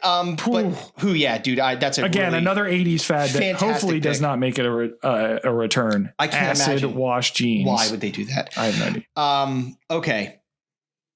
So I am going to stick with somewhat fashion, but function and fashion. And I'm going to go with the fanny pack. Oh, yes. My dad still owns, and I believe currently occasionally rocks because he's old. A fanny pack. Some of that has come back into style. It might not I understand. You might be up against it with the fanny pack. I feel very confident that most people think fanny packs blow. I mean, again, we talked about the teased hair not being very attractive. Nothing makes a fucking pussy dry up faster than someone seeing a dude take his wallet out of his fanny pack. You look like a fucking dildo. Well, the only thing that's going to make it worse is if while he's wearing a fanny pack, he's wearing my next pick, and that's a members only jacket. On my list. High on my list. We're on full fashion here, folks. Ooh. Dude, the 80s was a fucking shit pile. Man, what the fuck was going on? If I could describe a members only jacket to you, it's a bomber jacket with none of the charm. Yep. It was like a yuppie Coke jacket. It was for dudes. It was called members only because it was supposed to be like, you're an exclusive club. You probably go yachting. No, you don't. And fucking do coke at a golf course. Like that maybe possibly, yeah. The last one. Members only jackets were fucking awful. They're terrible. They remain awful. They're bad. Terrible. I mean, I feel like they make their way into a lot of movies. Like they did it. I mean, it's just like anything else fad wise. It comes around, but boy, were they fucking terrible. They're terrible. They really were preppy white dude fucking awful fucking dickhead fucking jackets. All right, so I'm glad this didn't make it there, and we're going to stick with fashion for now. I'm going to move on to something different after this, but I have to throw this in there. Okay. Hammer pants. Oh yeah, the predecessor to Zubaz, these shitty, wide, glossy genie pants. That, like, oh yeah, like what you want to make your dick look even smaller? Have it come out of that, like giant pants. The crotch was like to the knees. Like that's basically they were like sewed to the knees. Like it was like you were like a flying squirrel if you jumped off a fucking. Yeah. And I encourage you, if you wear hammer pants now, try to jump off the roof, please. It's fucking terrible. Yeah, hammer pants are bad. I don't want to stick with fashion, but it's really hard because all the fashion shit is really high on my list. They're bad, yeah, I know. Run it down real quick for us. Okay, so number one, we've got big hair. Yep. Number two is shoulder pads. Yep. Number three is acid wash jeans. Number four is fanny pack. Yep. Number five is members only jacket. Number six are hammer pants. Fads are fucking strong already. Yeah. These fucking this fucking time period is awful. Oh man. Fuck. I want to take some of my fucking toy choices, but I feel like it will be doom for me if I do, because nobody will know what they are. I'm trying to think back. Do we have a toy in previous Stinko de Mayo that went pretty far? I don't know if it went far, but we definitely had like Beanie Babies and stuff like that. They moved up. Yeah. But like, I feel like if I don't take something else, you might be in fashion wise, because there's some really bad action figures and toys in here that I really want to fucking take. Well, I mean, if strategically, you have to think that, So should I be strategic? Should I try to be strategic here? And you have to think about what it's going to be up against too. Yeah. We are in number 7, which means it's going to go against the fucking 2 seed, which is shoulder pads. Yeah. So I'm going to go with something that was particularly for this time period because it came in, everyone hated it, and then it left and it never fucking came back. All right. And that's New Coke. Oh, New Coke sucked. So they took, you know what we should do? Change the tried and true formula of a drink that's been around since the 1800s that sold more than any other beverage in the history of time. Let's fucking change the taste of it and call it New Coke. Yeah, this is, and I think this is later on because Pepsi was like, us too. They made Crystal Pepsi. Well, yeah, that was in the 90s. I know. I'm not choosing. I'm saying like that's like the same concept. It's like, let's fuck up what works by saying, we're going to give you New Coke. Okay, but the Coke that I had previously is the kind that I liked. Yep. Why are you messing with what I like? So basically what happened was this is back at the time before like there was like diet drinks. So diet drinks started becoming really popular. Yep. So they were like, oh, how do we get into this? So in 1985, they released they instead of just releasing a separate version of Coke called Diet Coke, which is very popular currently. They just took the Coca-Cola Classic fucking formula and fucked it up and then released it. They're like, this is your Coke now. They're like, but this is not the thing that I like. I like when it tastes good. Everybody fucking hated it. Yeah. And then they liked fucking Pepsi more. Right. So they started leaving and it was just like it literally went 3 months. I guarantee you. And then they released Coca-Cola Classic. They're like, we're going to go back to the thing that you liked. Exactly. What assholes. Fucking New Coke. Dumb. It made it 3 fucking months in the marketplace. Terrible. Whoops-a-daisy. Yeah. All right, so the 8 seed. Oh my God. This is so hard. It's going to have to go up against fucking big hair, so it's got to be good. Yeah.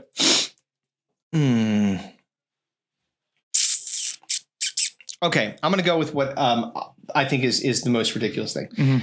And I'm going to stray away from clothing. And I'm going to go with the Nintendo Power Glove. Oh yeah, that was on my list. That's a strong 8 seed. This is like when someone has like an idea for an invention that the technology hasn't gotten there yet. Like they're thinking, oh, this would be really cool. Like this is the Wii without the Wii. You know, like this is I want to be able to use my hand to be able to do things and move around, but it wasn't quite ready yet, and it bombed. Yo, the technology miserably. Did not fucking work. Nope. So, and then there was a movie tie-in of the Power Glove, which could have been on our worst movies list, which was called The Wizard with Fred Savage, where it was basically like the Nintendo competition, and this kid, the rich kid, had the fucking Power Glove, and all the kids were like, ooh, Power Glove. That thing was dog shit. It was terrible. It didn't work. It didn't fucking work. Yeah. You're like, go back and watch videos on YouTube of dude, I'll put a picture up. It's like a cyborg arm with like a Nintendo controller like right here. Yeah. And then it's supposed to capture your movements with this infrared thing taped to your fucking television. It doesn't fucking work. No. It never worked. Again, dude before his time. If he would have, fallen into a wormhole and ended up in 10 years later released it, he would have made bagillions. Yes, but he did not. Well, Nintendo recovered and made the Wii and made all the money. Here is our fads bracket. We've got big hair going up against the Nintendo Power Glove. Yep. We've got shoulder pads going up against New Coke. I apologize. Yep. We have acid wash jeans going up against where's 7? No, Acid Wash jeans going up against Hammer Pants. Yes. We've got the Battle of the Pants. The Battle of the We've got fanny packs going up against the members only jacket. Yes. That is a pretty strong. All right, now honorable mentions. Yes. I've got a few. Ooh, I got plenty. Because there's you mentioned the toys part. Yeah. And the first one I want to just throw out there were pregnant toys. They had pregnant Barbie and pregnant. I thought that was the 90s. No, that was 80s. Okay. That was in Puppy Surprise. Oh, well. Barbie's pregnant. We know it wasn't Ken because he doesn't have a penis. He's got no genitals at all. So what a great toy for kids. G.I. Joe's been doing work. And dude, it showed the insides like a poorly mocked up plastic womb. Yeah. It's fucking terrible. Yeah, totally terrible. Want to hate the game operation even more? There you go. That'll make you do it. And then they had the Puppy Surprise, the origin story of Puppy Mills. Like, yes, that's a fucking this toy dog shit out a whole bunch of other dogs that nobody's gonna want. Oh man, one of the fashion things was, and I couldn't take another hair related one, was mullets. Oh, mullets, yeah. Mullets are back in. Fucking one of Colleen's cousins showed up at fucking Easter with a rock and a mullet. He's in high school. So, oh my God. Yeah, it's ridiculous. Why? Guys, come on. Another one of the fashion things that came up was the insane workout outfits that people wear. Like the fucking leotards with fucking leg warmers over it and a headband. Oh, Jim, how are you? What? Do you remember? How long did it take you to get dressed? We're probably not gonna be able to play. Why are you wearing a bathing suit over leggings? That's basically what it was. Do you remember what is the movie with Travolta where it's the exercise movie? Oh yeah, where he's hip thrust. He's always thrusting with Jamie Lee Curtis. Wow, if you didn't think that guy was going to try to fucking male masseuse at that point, I don't know what you were blind as fuck. Oh God, holy shit. I had also this was the time of jarts. Oh yes. I mentioned jarts before. Maybe one of the most dangerous toys of all time. You know what's interesting? Like why? Like I figured that maybe just because we didn't have the access to information as we do now. Like you would think that there would be more stories about bullies being stabbed to death with jarts, like something like shurikens. Yeah, exactly. Well, we used to. Me and my cousins used to throw them at each other, and they would like stick into trees and shit, dude. Again, you're lucky you're not dead. Oh, for sure. What else do you have? While we're on the thing of toys, and check out the fucking trailer for this sucker, because I sent it to you, was the roller racer. Oh, the roller racer. Oh, fucking terrible. So it was invented by somebody at Boeing for his like fucking grandkid.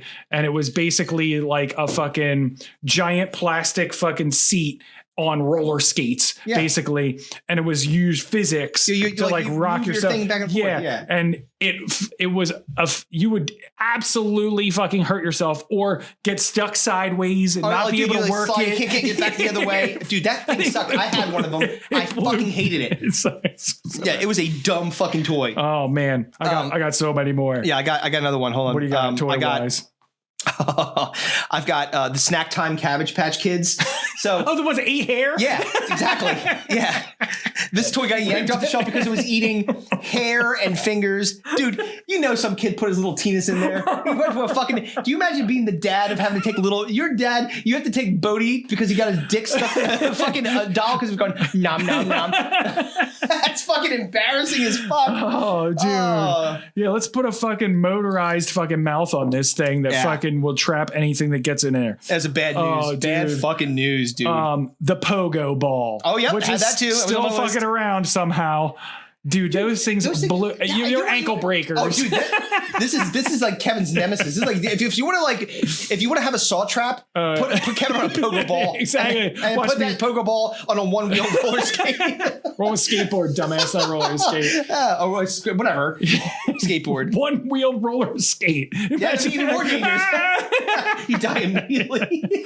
All right, so I want to get into some action figures here. Oh yeah. So there was an action figure line, I'm not lying, called Food Fighters. Oh, I remember that. Yes. They were not like, Foo Fighters. No, exactly. Food Fighters. Food Fighters, yes. So the Food Fighters, and if you Google it, it will come up Foo Fighters. Yeah, you'd be very sad about the drummer's death. It was remind you of Taylor. Oh, that's right. I forgot about that. Yeah, that happened within the last month since we recorded. Exactly. Yeah, there was also a war going on apparently in Russia and Ukraine. So for a while. It was basically fast food characters. Yes. So like hamburgers and fucking hot dogs, but they were all like army generals and stuff. Yes. Yeah, dude. Captain Carrot or some shit. Dude, it was awful. It was one of the it's a fucking giant hot dog with a fucking general's hat on it. It's one of the most. It's one of the most ridiculous things ever. Yeah, it's dumb. Ready? Here's the names: Brigadier General, Major Munch, who was the donut, Lieutenant Leg, who was just a upside down chicken leg. Yes. Sergeant Scoop, who was an ice cream cone, and then Private Pizza. Oh, and they faced against. There was evil ones. Ready for the evil ones? I can't wait. The first one. Oh man. So I'll go backwards to the back. Chip the Ripper, which was a cookie.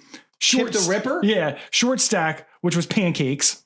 Taco Terror, self-explanatory. Yes. Fat Frenchie, which was the French fries. Oh, of course, a big fat French guy. You ready for the hot dog? Go for it. Mean Wiener. You got a mean wiener. He had to be the leader. Mean Wiener is definitely the fucking leader of the fucking for sure. Of they were called the Refrigerator Rejects. That was their battalion. Oh, the fucking Mean Wiener. Oh, dude, fucking love to hate them. Oh, they're bad. And then another one, and we can move on. I got one more. Move on from the fucking action figures. Yes. So we talked about before when you have the Bobo shit of fucking. Oh, I know where you're going. Of toys. Yeah. So Transformers was GoBots, but GoBots came out in the early 80s, so I couldn't pick it per our rules. Yes. But what came out of from the same toy line of GoBots was the Rock Lords, which was the Rock Lords. The Rock Lords. So it was basically like more Transformer, and there was a 1986 movie called GoBots: The Battle of the Rock Lords. Yeah. So they were transforming rocks that came with like axes and guns and swords. Oh, I'm looking at the names are great. Yeah, they were not fucking popular. The funny thing is that like they're like, okay, here it was made by the same company that made GoBots. So the good Rock Lords were Boulder, and they are making sure that you understand that it's tungsten because the kids are going to want to know, what is my superhero made of? My transforming rock. Yes. There was Nugget, our dog from when we lived on Fountain Street. you know what makes toys popular? Trying to make them educational at the same time. Yeah, Stalagmite. Yeah, great. It's like, what the fuck are you talking about, dude? Fucking Rock Lords. Rock Lords are awful. I can't believe they didn't make that. If you got a Rock Lord instead of a Transformer for Christmas, you would fucking cry. Exactly. You were probably in an orphanage. And They just gave it to you because no one else wanted it. All right. So I got one more of the toys, and this is just really funny. And this is a very specific thing. And of course, I couldn't have picked it because it wouldn't have But it's just it made me laugh. in the He-Man universe, Stinkor. Yeah, it was the skunk guy. It smelled. Yeah, I had him. Mommy, I want Stinkor. You open it up, you're like, oh, it was like Moss Man. It smelled like a fucking pine tree air freshener. At least that smelled like a fire. I don't smell like fucking a skunk in my house. Oh my Stinkor. God. He's aptly named because he stinks. I had two more fashion things too that were late 80s. The fucking neon everything. Oh, God, everything had to be fucking neon bright. Like everything had to neon bright. And then the ultimate preppy move, the sweater over the shoulders. Oh yeah, I had that too. I had that and the bad guy from Revenge of the Nerds, fucking Ted. Ted McGinley. Yeah, and he's also in Married with Children. Yeah, rock Ted McGinley. I would also say big plastic earrings. Oh yeah, for the girls, for sure, girls. Dude. Giant plastic earrings and an inordinate number of bracelets for some reason, like fucking tons of bracelets. All right, let's get into music. You have the first pick. Oh my God. There's so many. I hope you fail miserably. I'm not going to. I know. Okay. I got to. Okay. What are you doing? Girl, you know it's true. Yeah, it's number one on my list. These two are complete frauds. Fab Morvan and Rob Pilatus sang not a single note, not one, on any song they released. How could they not be in the bracket? How could they not be number one? And I would just say barely made the cut. Milli Vanilli. You have to say that. Milli Vanilli. Oh, yeah, right. Yeah. It's a fucking guessing. Girl, you know it's a mystery. It's true. Maybe Black's Magic could figure out the. That's what I'm talking about. Although, I can see where you make that correlation. But these guys were fucking terrible. Oh, like, they were just good-looking dudes. They could dance. So they're like, let's have someone else write the music, and they can sing it. And they tried to sing it, and they sucked. So they're like, let's have someone else sing it. Can't someone else do it? And then they went on. They go on SNL or something like that, or no, they went on. They were MTV. There was MTV. Downtown Julie Brown was hosting it, and basically what happened was. This is so great. So they're on stage and they're singing. And all of a sudden the fucking track starts skipping. And they're like, and they run off stage. And then Downtown Julie Brown had to go back and convince them, like, no, go back out there. And they go back out there, and then shit unraveled from there. People were like, I think they're lip syncing. Yes. And indeed they were. They looked ridiculous. Their fake ass music sucked all the dicks. Oh yeah. They're gonna be hard to beat. Well, my number two, my first pick, the number 2 seed. Well, we've avoided boy bands before on this show. Oh, I knew it. God damn it. That was number 2. But I can no longer avoid New Kids on the Block. I mean, hanging tough. Hanging tough. God damn it. The band We're rough. Dude. They are not. It consists of the brothers Knight, who I wish were more like the Black Knight from fucking the Holy Grail. No fucking arms. Joey McIntyre, Donnie Wood, and Donnie Wahlberg. Oh, dude. Watch the video for Hanging Tough. This song's supposed to be about how tough they are because, they had to be, a little bad boy in order to get the girls. Do you think that they would win fights? No. Maybe Donnie Wahlberg would. Maybe Donnie Wahlberg would because he's grew up in Boston and hated brown people. Yep, so I don't know who he's fighting. He's fighting Milli Vanilli. He's going to win. He's fighting Black's Magic. Dude, New Kids on the Block is one of the most cringe, and then they just keep coming back. It's some of the most cringe. Watch the Hanging Tough video. That's all I got to say. Commercial success aside, fucking horrendous. And this was their 1988. It was technically their second album. Mm-hmm. Their first album came out. Nobody fucking liked it. Nope. And then they changed it up. Yep. They did whatever they had to do to whoever the fucking mastermind was behind them. I don't know. And they came out with fucking Hanging Tough. Yep. And boom. It is, again, super popular, especially with tween girls. Oh my God. But dude, it's awful. Yeah. Awful. Horrendous. Now, interestingly, listen to that song now. I dare you. No, challenge you. Do it. It's like the fucking tape from The Ring. You're going to die in 7 days afterwards or kill yourself. I don't blame you. Yes. That's a really good pick. Thank you. But I am also very happy that this one's still here. Okay. You know what I wouldn't be happy about? Something that would worry me. What's that? Is that the most press Bobby McFerrin has gotten since the Stupid Mouth Noise song is likely this tournament. Yes. Bobby McFerrin, welcome to the party, pal. Don't worry. One hit. Yes. And he hates that. And he fucking hates that song. He hates the song. Yeah. Right? And it's the only thing that made him popular ever. Don't Worry, Be Happy actually makes me get angry and be violent. I hate that song. 1988. Yeah.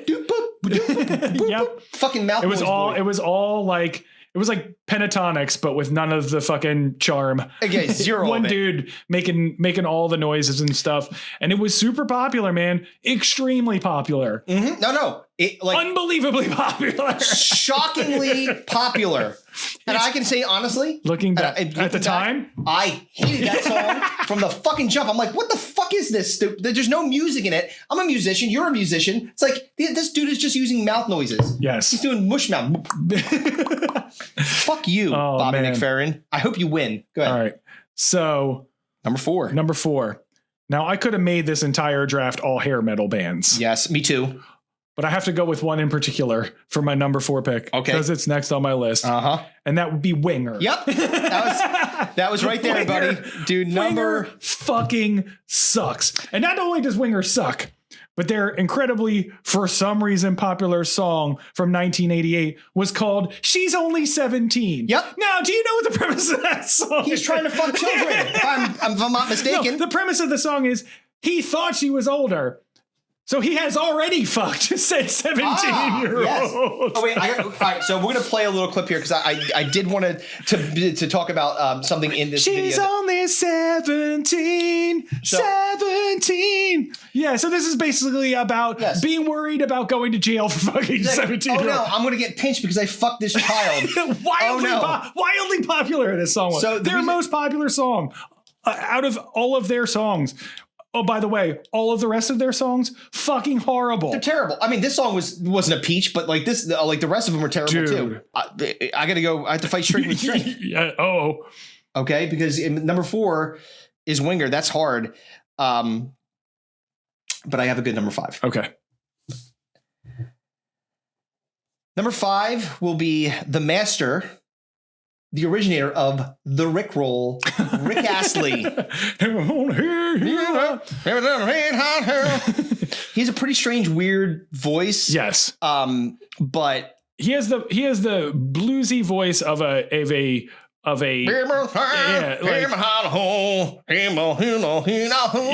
but he is a wiry, pale, redheaded gentleman. Dude, if you're going to be chosen to be a prank song for someone like, oh, I'm thinking I'm learning how to install drywall, and then all of a sudden it's like you would get legit, like when it first came out, you would get legitimately mad, like, fuck, I wanted to find information out, and you got rickrolled instead. Yep, exactly. Do you think if it was fucking like Paint It Black, you'd be mad? You'd be like, oh, this is a good song. Yeah, exactly. Like, the Rolling Stones, love this. Yeah, this is a great song. No. Yeah, you're clicking a song that sucks. Yes. Right?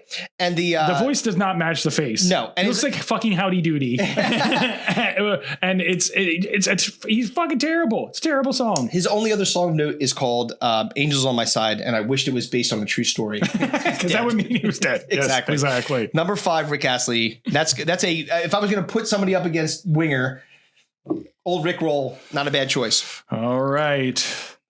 Well, what do I do here? I think I know where I want to go. Okay. With this one. Because I think we're alone now. Oh, and that's Tiffany. Now, we've been not avoiding, because we just haven't had time, and we were gone for a month.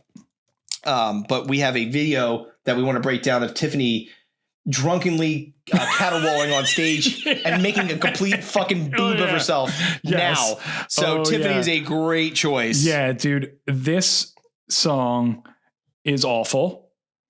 She became wildly popular off of it. She's basically been singing this song for 40 or 30 years now. And she was the victim of like stalking. You ever see that YouTube documentary? Yeah. With the trans kid that was like following her around or something like that. I can't remember. Like he did some weird. The only thing that sticks out in my head about that whole documentary. Guess what? What? It wasn't even her fucking song. Oh, no kidding. It was a cover. Oh, yeah. Of course. Tommy James and the Shondells actually sang the original song. Were they black? Usually white people steal black music. That's what I'm asking. No, they were very white. Oh, okay. Yeah. All right. Well, good for her. From 1967. So not only was it not her song, but it was like the only, name me another Tiffany song. Go ahead. Yeah, exactly. It's Breakfast at Tiffany's. no. That song sucks too. That's Deep Blue Something. Well, I said, what about? Yeah. Tiffany fucking sucks. Tiffany stinks. I think we're alone now. That song was so fucking popular. Like when we were in middle school, you know how fucking popular that song was? Every fucking 8th grade dance that we went to, that goddamn song had to be played. Trying to get away into the night. Oh, God. Yeah. Fucking song blows. Gar. Tiffany. Baggio. Well, good. Well, yeah, that's bad. Come up against Tiffany, sir. Tiffany's not going up against this person, but that's a bad one. Okay. So... Wait, so run it down real quick. Okay, so sir. Milli Vanilli's number one. New Kids, dude, the fucking... Every bracket so far, like, I'm amazed at how bad everything is. Milli Vanilli. New Kids on the Block. Bobby McFerrin. Winger. And fucking Rick Astley. Jesus. And then Tiffany. God damn. All right. I've got two I'm choosing in between here.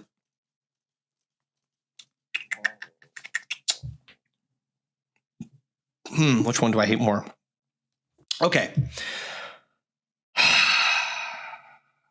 I'm going to go with because the staying power of some of these bands is crazy to me. This is like part of the reason I feel like I want to choose this one instead.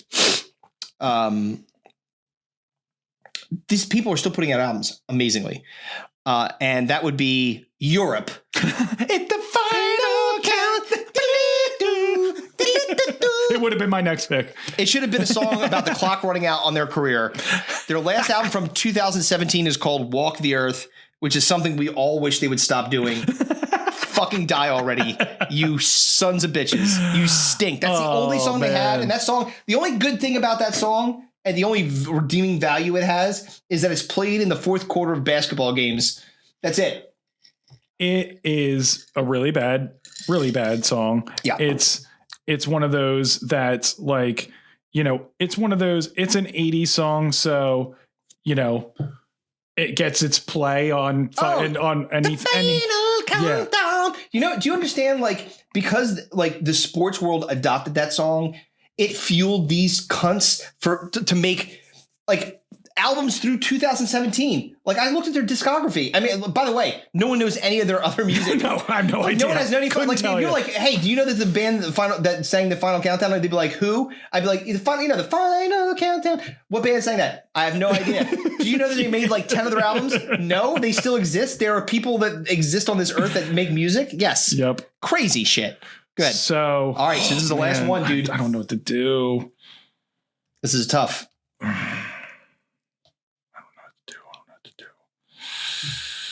All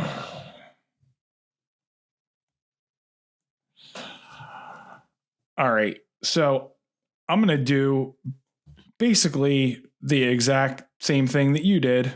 When? Like recently? Just now with that pick. All right. Because it's pretty much this almost identical to what you did, what you have done with your pick of Europe. Yep. And I'm going to take Starship. Yep. We built this. That was the one that I was. I mean, carbon copies. Hey, listen, dude.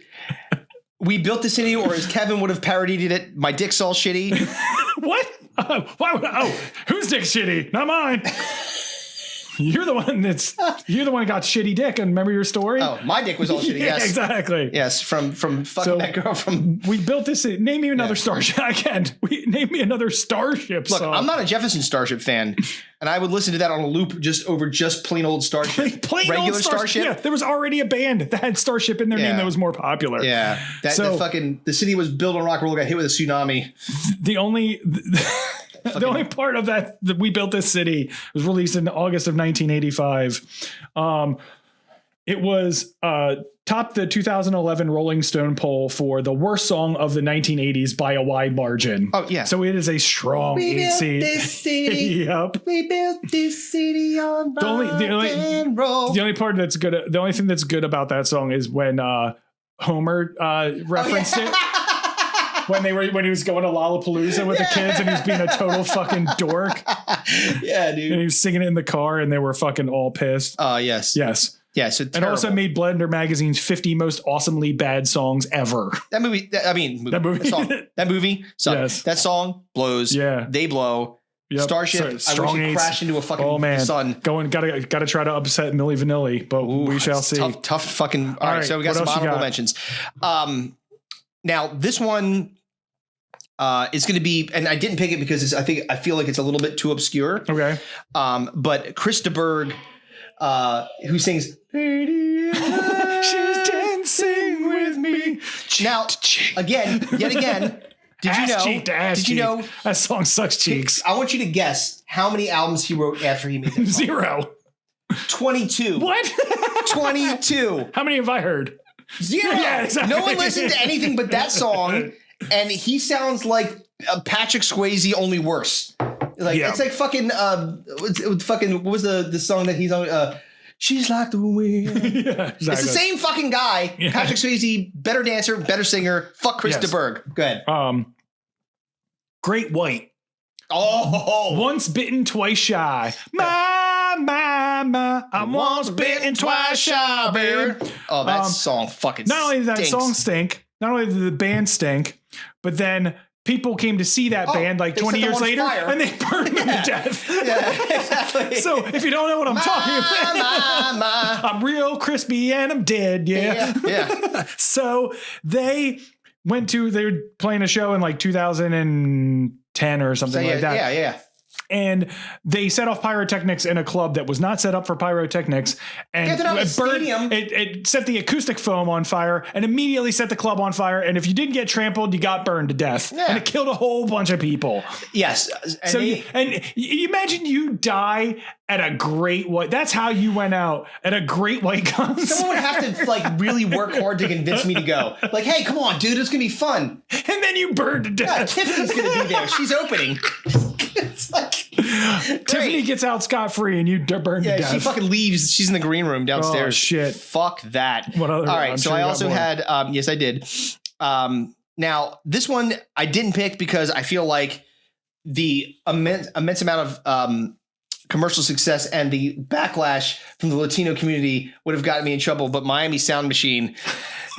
Gloria Stefan. How dare you? How dare you? The drum queen, man. Oh, Chris, we're not doing any shows in Miami anytime soon. Oh, I mean, I didn't say I hated Miami. I just said that music kind of sucks. Yes. And I didn't choose it. It's an honorable mention, so it didn't make it into the cut. Congratulations. You did not make it into the play-in tournament. Oh, man. I mentioned this to you on the phone. Falco. Oh, right. Rock me, Amadeus. Amadeus. Dr. Zayas. That's the only reason it's redeemable. That's the only reason it didn't make the top 8 was because the Simpsons parodied it. So this is exactly the only reason that, first of all, that song blows. Yeah. Secondly, he's dead. He's dead. Thank God. And he can't make any more fucking songs about Beethoven or fucking Bach. Yeah. So Beethoven. Yeah, not good. Yeah. I had another one. Me too. Bad English. I'm not gonna love a band when the wiki page starts off by saying Bad English was an American British glam metal supergroup. Say that again. American British glam metal supergroup. They were not a supergroup at all. I listened to some of them. I was like, oh, why is this listed on like a bunch of like worst bands of the late 80s? And I was like, oh, okay, that's why. I didn't take this because technically I don't know if he could be considered a musician or not. Oh, Eddie Murphy? Yes. Yeah. Eddie Murphy's Party All the Time. Party all the time. My girl Party all the time. Party all the time. She parties all the time. Dude, that song fucking sucks. Sucks all the dicks. Yeah. I mean, like, it's just like, again, there's a bunch of people that did like all kinds of when famous people step out of their comfort zone to do any number of things, sometimes it doesn't go well. And in that case, it did not fucking go well. Yeah. Like Patrick Swayze She's Like the Wind was a 1987 movie. Oh yeah, there you go. He was on my list. But I similar to you, I did not choose him because like you can't like the body of work is mostly about acting and yes, and but it was dancing. still a fucking terrible song that needed to be mentioned. I understand that. I have else? more. Oh Go yeah, ahead. Bring it. This one probably wouldn't get a lot of votes just because I think she was more popular, but when you have peanut butter, you have to have jelly. So with Tiffany, you have to mention Debbie Gibson. No. No, only in my dreams. It's really missing. It was only in my dreams. 1987. Yeah. Again, 1987, the cesspool that was 1987. You know what's the interesting thing? We talked about like things like Boomerang and Back Around again. Yeah. And it does seem like that music, yes, like those people, those artists are like rolling back around again. Oh, just gotta fucking feed the meth habit, man. Yeah, you gotta do something. Like, I need groceries. Fucking gas is $4. Let me go sing Only in My Dreams at fucking Crocodile Rock in Allentown. Now, one person that I had not chosen because and that was not to besmirch Crocodile Rock. I love that place. Fair enough. Yeah, that place is great. Yeah. But because they had so many hits that prior to the 80s, they had, I would say, their most commercial breakthrough in exactly the time period we're talking about. But Bonnie Raitt, yeah. What Bonnie Raitt song do you not like? It's not that I don't like the songs. Okay. But they're just like, like I'm not like a huge fan of Bonnie Raitt. Okay. Well, I mean, I could take any fucking country singer and fucking throw them in that category. But my last one, because, you know, I had to something to talk about specifically. That's what I was talking about. Yeah, that's what I was talking about. Ugh. All right, shut the fuck up. My last honorable mention, as if 80s hair metal isn't bad enough, let's Christian up that 80s hair metal with Striper. To hell with the devil. Striper. To hell with the devil. The entire premise, Black Sabbath, fuck it, like it's all based on like, again, pseudo like Satanism. What does Bart say? He's like, everybody knows that the best bands are associated with the devil. Associated with Satan, dude. Exactly. You can't have a band like that be like Jesus Rules. 1986. It was literally the first ever Christian metal album to achieve platinum status, or as what was Cartman's band from they were like a Christian Faith Plus One, and they went myrrh. Instead of fucking platinum, went myrrh. That's amazing. Yep. You got fucking Trey Parker in that. Oh man. Dude, that song fucking sucks. Watch that video. Holy shit. Boy, oh boy. You were going to wish you were getting fucked by a winger. Nah. Seriously. All right. So. Oh, man. All right. So I guess we have to kind of recalibrate here. Oh, no. What? Like, we're going to go through the whole thing? Well, I mean, we don't have to. I guess we could but we'll pop. Yeah, you all wrote this down, right? We got it all together.